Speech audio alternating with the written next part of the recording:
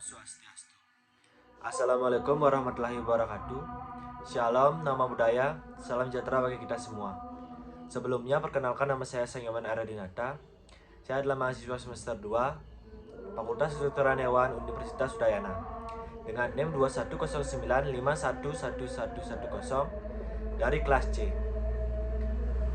Nah, video ini dibuat dalam rangka memenuhi tugas kuliah bakteriologi dan mikologi yang diberikan langsung oleh Bapak dosen Dr.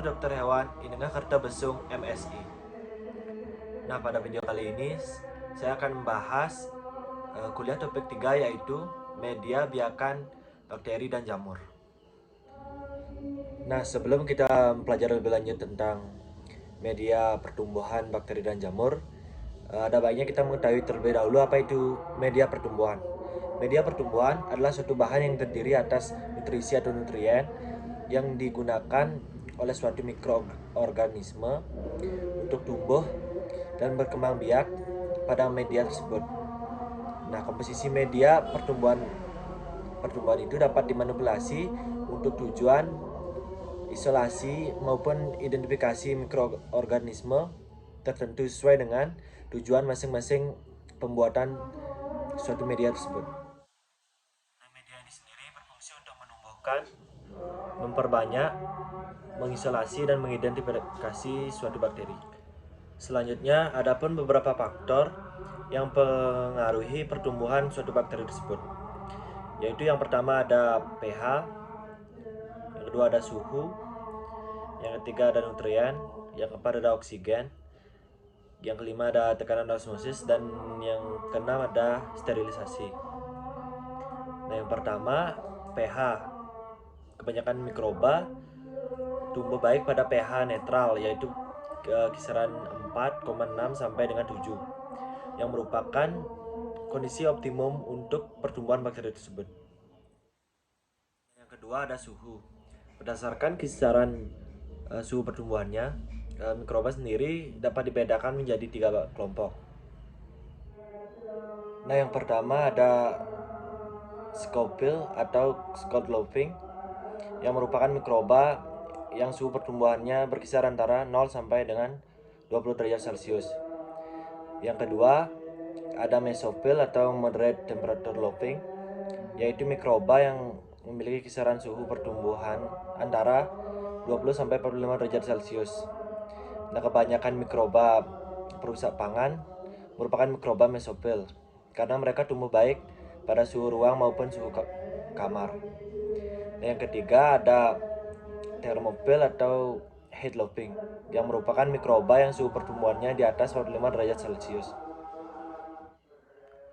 Nah, bakteri patogen itu umumnya memiliki suhu optimum yaitu 37 derajat Celcius, yang juga merupakan suhu tubuh manusia.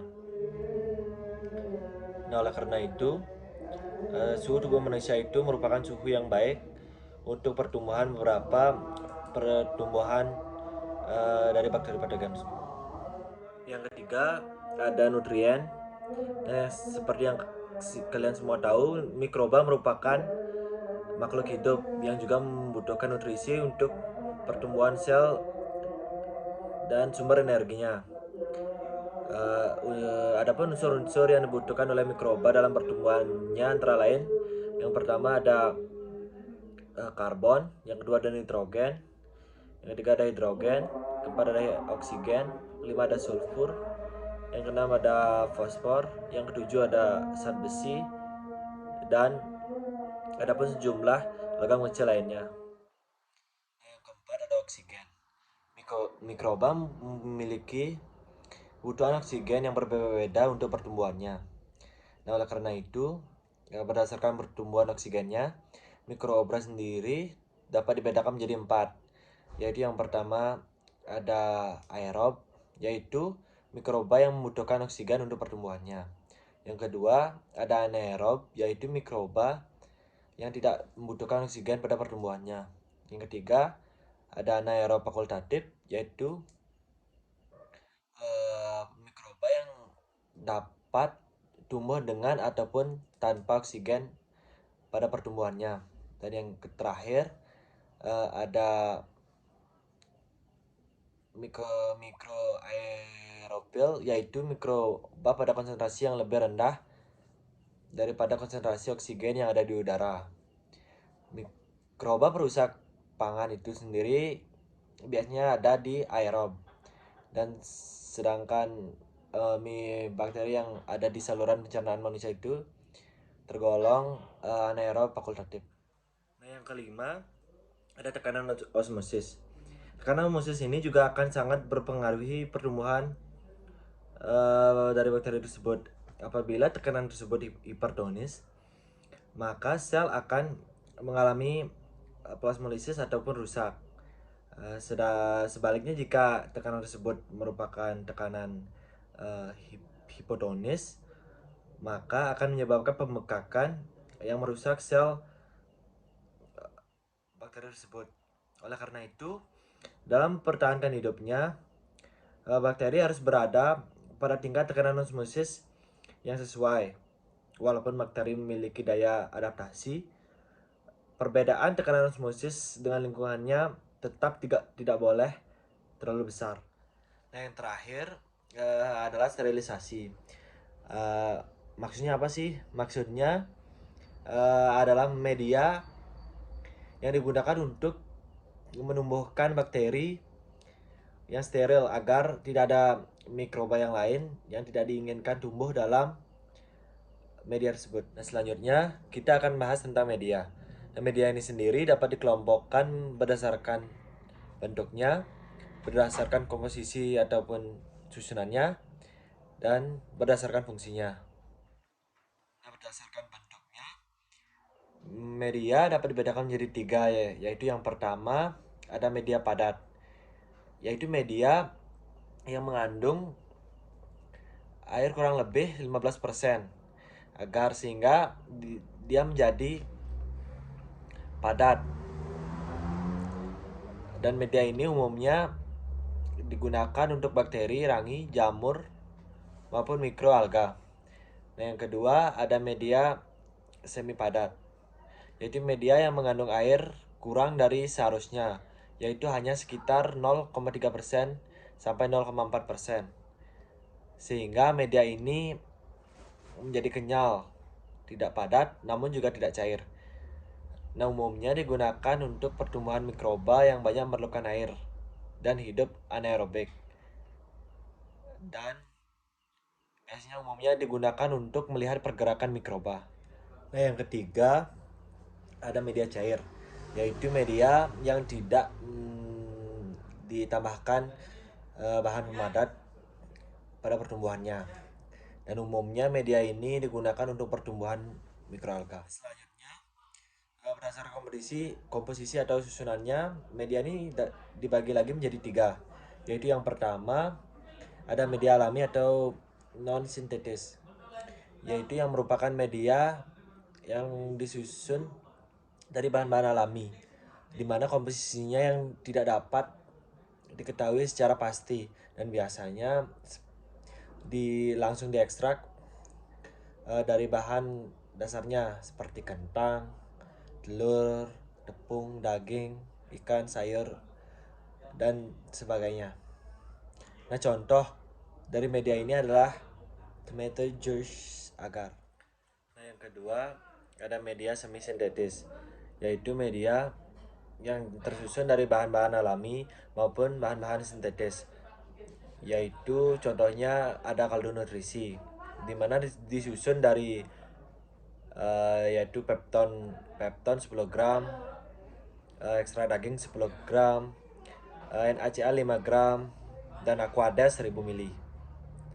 Nah, yang ketiga adalah media sintetis, yaitu media yang tersusun dari senyawa kimia, di mana jenis dan takarannya dapat diketahui secara pasti. Contohnya adalah mekanuki agar. Nah, yang terakhir berdasarkan fungsinya, media sendiri dibagi menjadi 6, yaitu yang pertama ada media umum. Di media umum ini mengandung bahan-bahan yang bertujuan menstimulasi pertumbuhan mikroba secara umum. Contohnya adalah nutrien agar dan blood agar. Nah, yang kedua ada media diferensial, yaitu yang digunakan untuk membedakan suatu bakteri dengan bakteri lainnya.